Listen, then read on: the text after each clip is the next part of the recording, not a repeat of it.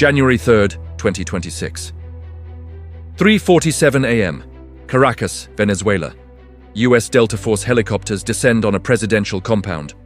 Gunfire, smoke grenades, and within minutes, a man is in handcuffs, being loaded onto a military aircraft bound for New York. But this isn't just any capture. This is the arrest of a man who cried on live television when Lionel Messi left Barcelona. And here's the twist you won't believe. The president who ordered the raid?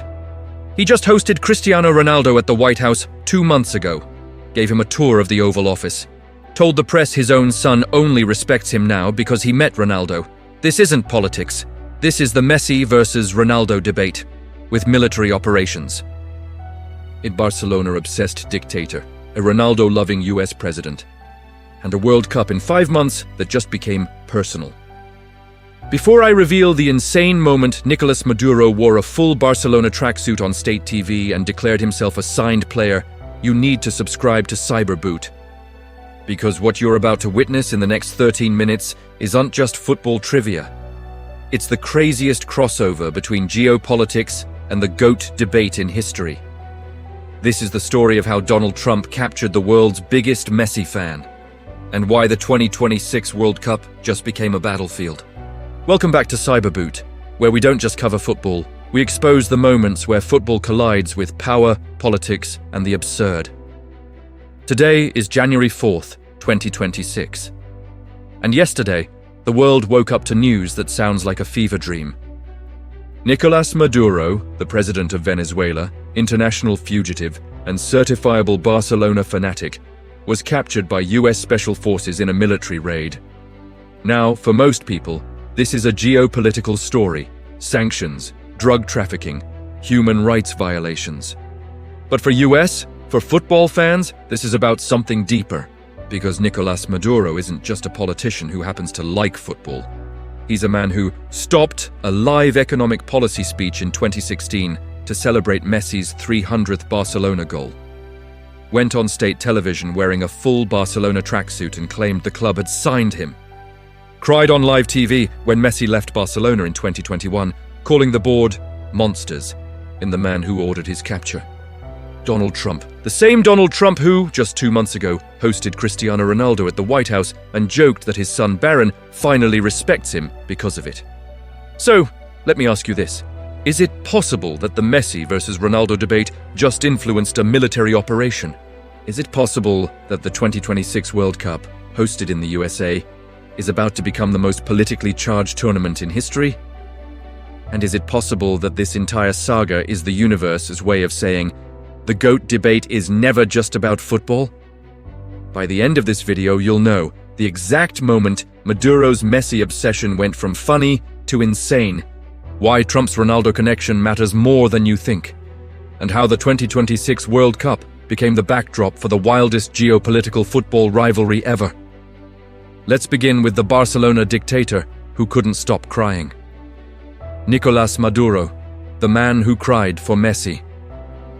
Let's establish the facts, because when I tell you Nicolás Maduro is obsessed with Barcelona and Lionel Messi, I don't mean he watches El Clásico on weekends. I mean he's built his political identity around it. March 20th, 2016. Nicolás Maduro is giving a televised speech about Venezuela's economic crisis, hyperinflation, food shortages, people are suffering. And then, someone whispers in his ear. Maduro stops mid-sentence. His face lights up. And he announces to the nation, "I've just been informed that Lionel Messi has scored his 300th goal for Barcelona. A round of applause for the greatest player in history." He starts clapping. The room, filled with government officials, awkwardly joins in. For 45 seconds, the economic crisis is forgotten. Because Messi scored, this is real. This happened on state television. But it gets weirder. In 2017, Maduro appeared on Venezuelan state TV wearing a full Barcelona tracksuit. Not just a jersey, the entire kit, jacket, pants, the works. And he didn't just wear it. He claimed that Barcelona had signed him as an honorary player and that he was ready to join the squad. Now, to be clear, Barcelona never said this. They never acknowledged him. But Maduro didn't care. He was living his fantasy. But the moment that defines Maduro's Messi obsession. August 8th, 2021. Lionel Messi's press conference. The one where he cried saying goodbye to Barcelona. The one that broke millions of hearts worldwide. Maduro watched it live. And then he went on Venezuelan state TV and cried too, not metaphorically, literally. Tears streaming down his face. He said, and I quote, "I cried with Messi today. I cried because they treated him like garbage. The Barcelona board are monsters. They let the greatest player in history walk away." He then called for international sanctions against Barcelona's board. Sanctions against a football club. This is a man running a country in the middle of a humanitarian crisis. And he's on TV crying about a football transfer. All right, first question for you. Have you ever been so obsessed with a player that you'd cry on national television if they left your club? Drop yes or no in the comments. Because I need to know if Maduro's level of fandom is relatable or just insane. Donald Trump, the Ronaldo-aligned president. Now let's flip to the other side of this story, because while Maduro was busy crying over Messi, Donald Trump was building a relationship with Cristiano Ronaldo. November 15th, 2025, just 2 months before Maduro's capture. Donald Trump hosts a massive state dinner at the White House. The guest list includes world leaders, business tycoons, and Cristiano Ronaldo. Not as a side guest, as the guest of honor. Ronaldo is given a private tour of the Oval Office. He sits in the president's chair. He poses for photos with Trump, Melania, and, most importantly, Barron Trump, Donald's youngest son. And then Trump says this to the press, and I'm quoting directly from the White House transcript. "You know, my son Barron, he respects me now. He didn't before. But I brought Cristiano Ronaldo to the White House, and now he thinks I'm cool. Cristiano is the greatest, possibly the greatest athlete of all time. We love him." Ronaldo then posts a photo on Instagram with the caption, "Honored to visit the White House. I stand ready to do my part for the greatest nation on earth." The optics. Do you see what's happening here? You have Nicolás Maduro, Messi fanatic, Barcelona devotee, crying on state TV. Donald Trump, Ronaldo ally, White House host, preparing to host the 2026 World Cup in the USA. And now, just 2 months after Trump hosts Ronaldo, US Special Forces capture Maduro in a military raid. Is it a coincidence? Probably. But is it the most insane optics in the history of the Messi versus Ronaldo debate? Absolutely. And here's the part that makes this deeply weird for football fans. Barron Trump, Donald's son, is 18 years old. He's tall, athletic, and reportedly a huge football fan. According to multiple reports, Barron was obsessed with meeting Ronaldo. He'd been asking his dad for years. So when Trump finally brought Ronaldo to the White House, it wasn't just a political move. It was a dad move. And now when Trump announces that he's captured the world's most dangerous dictator, football fans are thinking, wait, he just captured the biggest Messi fan on the planet, right after hosting Ronaldo. Is this a GOAT debate military operation? Here's my question for you. Do you think Trump knew Maduro was a Barcelona fanatic when he ordered the raid? Or is this just the universe's way of making the Messi versus Ronaldo debate cosmic? Drop Trump knew or pure coincidence in the comments. Let's debate this. The 2026 World Cup, the hidden motive. Now let's talk about timing. Because this isn't just about Trump, Maduro, Messi, and Ronaldo. This is about the 2026 FIFA World Cup, and why capturing Maduro now might be the smartest political move Trump has ever made. The World Cup, President Trump has branded himself as the 2026 World Cup president. In the past year, he's met with FIFA President Gianni Infantino. 4 times promised to make the 2026 World Cup the greatest sporting event in American history. Announced plans to attend the opening match and the final. And here's the key.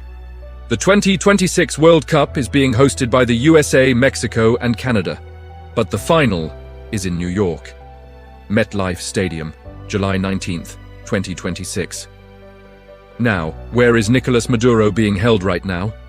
Metropolitan Correctional Center, New York City. His trial is scheduled for July 2026. Do you see what's happening? For years, Venezuela has been a thorn in US foreign policy. Maduro's government has been accused of drug trafficking, human rights abuses, election fraud, hosting Russian and Chinese military bases, and Venezuela shares a border with Colombia, one of the host nations preparing for 2026 World Cup matches. By capturing Maduro in January 2026, 5 months before the World Cup, Trump has eliminated a security threat on the eve of the world's biggest sporting event. Sent a message to FIFA and international partners. I'm cleaning up the region before you arrive. Created a massive publicity moment for the tournament. And here's the kicker. Trump will be in the stadium for the World Cup final in New York, while Maduro sits in a courthouse 5 miles away.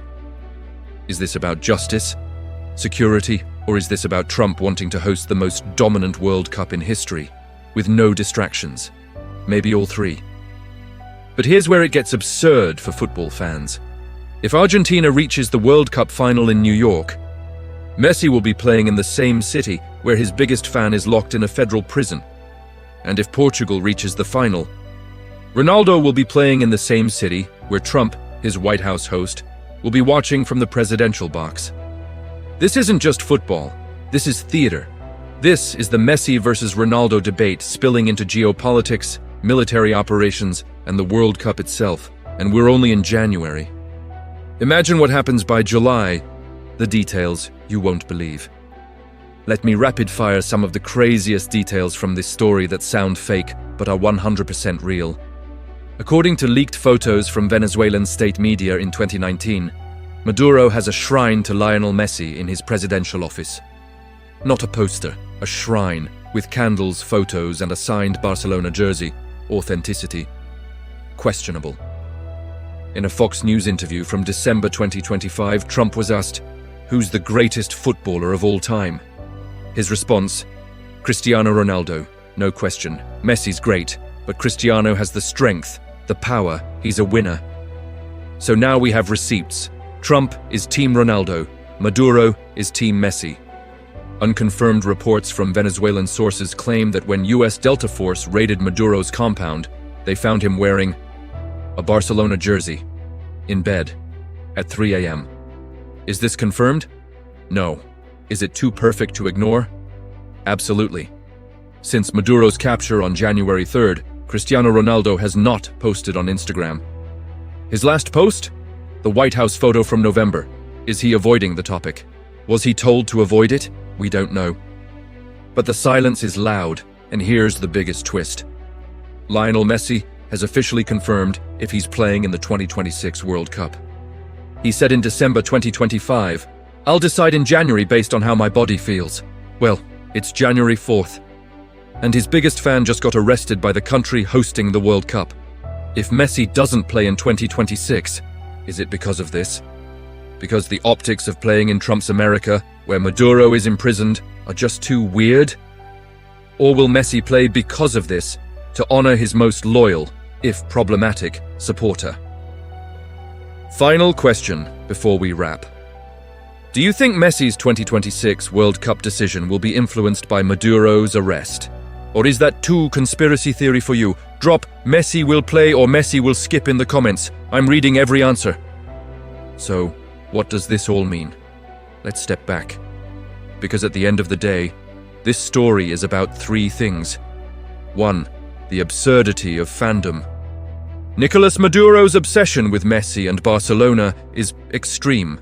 Crying on TV, wearing the kit, building a shrine. But is it that different from how millions of fans feel about their heroes? Maybe not in degree, but definitely in power. When a dictator is that obsessed, it stops being cute and starts being dangerous. 2. The politics of the GOAT debate. For years, we've joked that Messi versus Ronaldo is more than football. It's religion, it's identity. But this proves it's literally become part of international relations. Trump hosting Ronaldo, Maduro crying over Messi. The 2026 World Cup as the backdrop. The GOAT debate has transcended football. 3. The 2026 World Cup is going to be insane. If you thought the 2022 World Cup in Qatar was politically charged, just wait. 2026 will have Trump as the World Cup president. Maduro, on trial 5 miles from the final. Messi, deciding if he'll play in Trump's America. Ronaldo, potentially attending as a guest of honor. This is going to be the most dramatic World Cup in history, on and off the pitch, and honestly, I can't wait. So there you have it. The story of how Donald Trump captured the world's biggest Messi fan, 2 months after hosting Cristiano Ronaldo at the White House, 5 months before the 2026 World Cup. Is this the craziest football crossover of all time? Yes.